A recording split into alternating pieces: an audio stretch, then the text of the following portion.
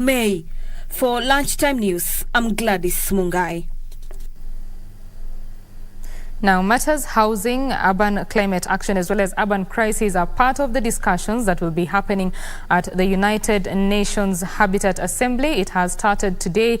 It is set to run until the end of this week on Friday. Our reporter Yusuf Farah is following up on that particular assembly and is joining us now live. Farah, what is the latest? A very good afternoon to you there, Betty Kiptum, back at the broadcasting house. We're coming to you live from the United Nations headquarters in Gigiri, where the UN Habitat Second Assembly is sitting for a week-long session where they will be discussing matters housing, climate change and action policies.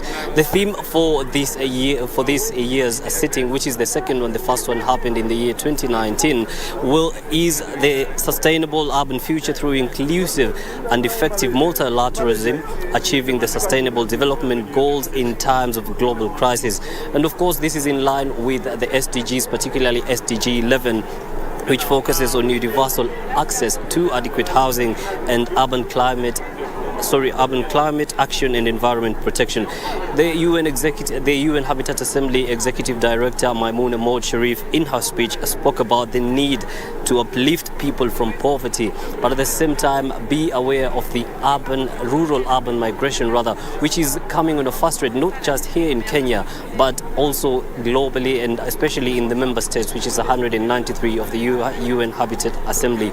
So being aware of the situation of the rural-urban migration, but also in forming policies that will make sure that we don't have cases of the urban poor. Of course, the situation is already there, but governments are being called on, or rather the member states of UN Habitat Assembly are being called upon to implement practical policies that will uplift the poor in the urban, but at the same time make sure the urban life is not disrupted.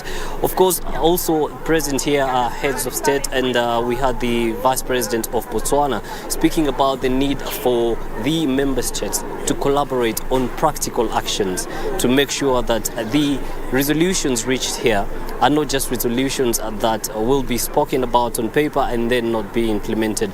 Of course, the head of state, President Dr. William Ruto, was the one who opened the assembly, and in his speech he said the one big barrier that is an impediment to achieving the urban housing agenda is the financing bit. So he spoke about the dialogue being centered on adequate financing to make sure that this dream is achieved, but the clarion call remains to be not just meeting here between today and Friday to discuss matters and end it at that, but meeting, discussing and implementing to make sure that the Vision 2030 of urban housing is reached and the urban poor will be a thing of the past. Of course, there are other things that are being talked about on the side. We had the issue about climate change, which my colleague Jael will be speaking about in other stories, and there's an expo that is happening here as well. We have my colleague Trevor who will be bringing that story. But that's the much we have for you here at the Gigiri headquarters.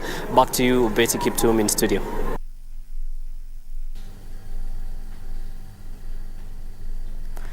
Thank you very much, Yusuf Farah. They're coming to us